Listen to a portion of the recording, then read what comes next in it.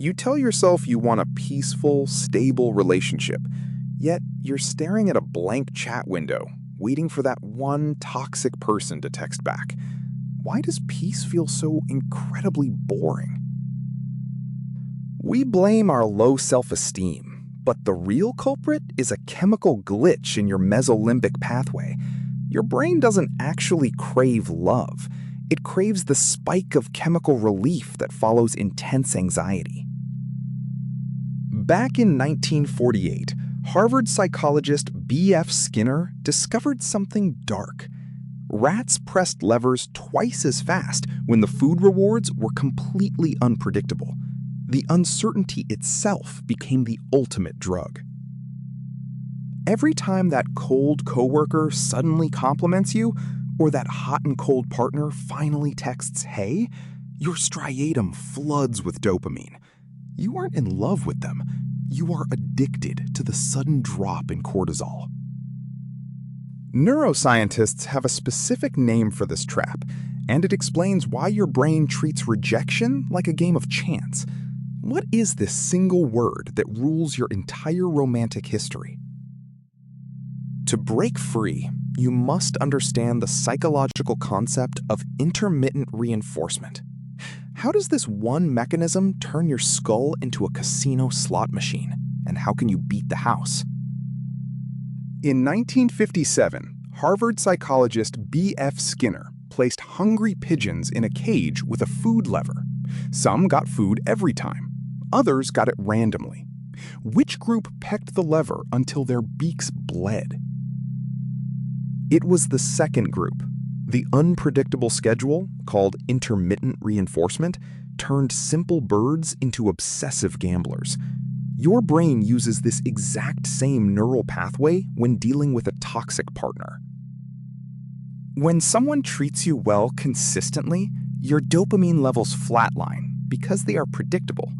But add a little chaos, and your midbrain transforms into a 3-step slot machine. How does this cycle start? Step 1 is the trigger. It could be a simple 10 p.m. text notification or a sudden cold silence in the office. Instantly, your amygdala flags this shift as a high-priority mystery to solve. Step 2 is the action. You double-check your screen, replay your last conversation, or send a careful, pleasing text. You are pulling the lever of the slot machine, desperately waiting for a payoff. Step 3 is the variable reward. Suddenly, they send a warm emoji or give you a brief compliment. That tiny breadcrumb feels like winning $1 million, triggering a massive wave of relief. Neuroimaging shows that dopamine spikes highest during the anticipation of the reward, not the reward itself. You are physically high on the anxiety of not knowing if they will text back. This is why stable, kind partners can feel painfully boring to you. They lack the terrifying highs and lows. Without the threat of rejection, your brain simply does not release that addictive chemical flood. You are not actually in love with their personality. You are trapped in a chemical loop, chasing the contrast between their cold distance and their sudden, random bursts of validation. But why did our brains develop this self-destructive flaw in the first place? To find out, we must travel back 50,000 years, where ignoring the group meant certain death on the savannah. Picture the Pleistocene epoch, 50,000 years ago. If your tribe of hunter-gatherers banished you into the savannah, you died within 3 days. Isolation wasn't just lonely, it was a literal death sentence. So your brain evolved a brutal alarm system. When someone turns away, your anterior cingulate cortex lights up. That is the exact same brain region that registers physical pain, like a broken bone. But here is the glitch. Your modern brain still runs this ancient survival code. It cannot tell the difference between a predator on the savannah and a cold text message from your crush. In 1914, Sigmund Freud coined a term for this madness: repetition compulsion. It is our unconscious drive to replay our worst childhood heartbreaks. Why? Because we secretly hope we can rewrite the ending. If a parent was emotionally unavailable when you were 7, your brain registered that coldness as danger. Now, as an adult, you seek out that exact same coldness. It feels familiar, so it feels safe.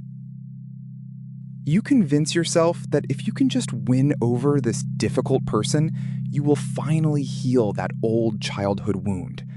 You are trying to solve an old math problem with a brand new partner. Psychologists call this toxic cocktail a trauma bond. Dr. Patrick Carnes first defined it as a powerful attachment formed through cyclical abuse and occasional reward. It is a biological lock you cannot easily pick.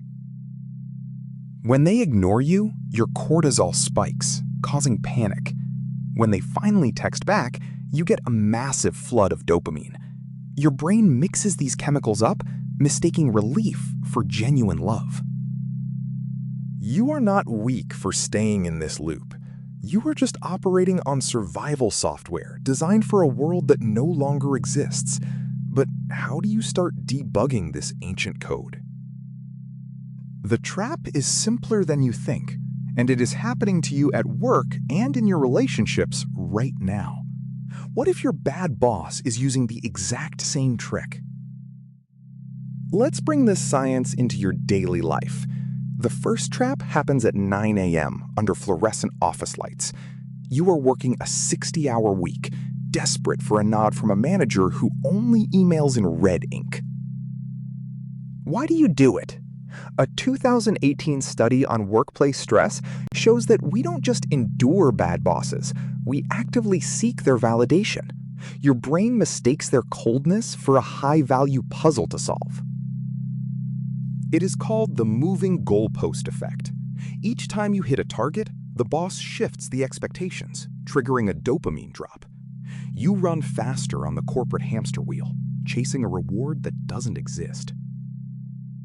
Swedish researchers tracked 3,000 employees and found that working for a toxic manager increases your heart attack risk by 39%, yet your brain keeps begging them for a simple, good job. Then comes the second trap, which usually hits around midnight. You have spent 3 weeks successfully moving on from a toxic partner. Your phone buzzes on the nightstand. It is a single, low-effort, hey. Logically, you know this person is bad news, but that 3-letter text instantly floods your brain with dopamine. A 2021 neurological study explains how this unpredictable message mimics the rush of winning a massive jackpot. This is breadcrumbing. By giving you just enough attention to keep you hooked, they exploit your brain's craving for resolution. The pain of their long silence makes the tiny crumb feel like a feast. Why does a text from an ex feel better than a warm message from a healthy friend? It is the contrast principle. Your brain compares the agonizing silence to the sudden relief, magnifying the pleasure tenfold. You draft a reply, delete it, and rewrite it. You are caught in a neurochemical loop designed to keep you seeking approval from the person who values you the least. How do we break this cycle? The escape route is surprisingly simple and takes exactly 4 seconds to activate. But to use it, you must first understand the bizarre physical trick that overrides your brain's dopamine hijack. What is this secret? The next time your hand hovers over a text to that cold ex, freeze. You need a 4-second pause to interrupt the automated dopamine cascade. What is actually happening in your brain? Start by labeling the painful ache. It is not true love, soulmate energy, or destiny. It is simply a chemical withdrawal, identical to a gambler staring at an empty slot machine. Ask yourself this hard question. Do you actually want this specific person in your life? Or is your brain just desperately trying to win a game it was rigged to lose. A famous 2012 Stanford study showed that once we finally win the approval of an unpredictable person, our dopamine levels instantly crash. The thrill is entirely in the chase, not the catch. When you feel the pull, take one deep inhale and a quick second sniff, then exhale slowly. This physiological sigh instantly lowers your heart rate, resetting your nervous system in 4 seconds. But breaking this loop is only half the battle. What happens to your brain's chemistry when you finally walk away for good? The hidden danger of loneliness withdrawal is about to begin. We love to label this toxic loop as chemistry or passion, because admitting we are no smarter than Skinner's pigeons hurts our pride. But the moment you realize that hot and cold partner isn't some complex puzzle to solve, just a broken slot machine, the game loses its power. So ask yourself, are you actually chasing their love, or are you just addicted to the relief of them finally stopping the pain they caused?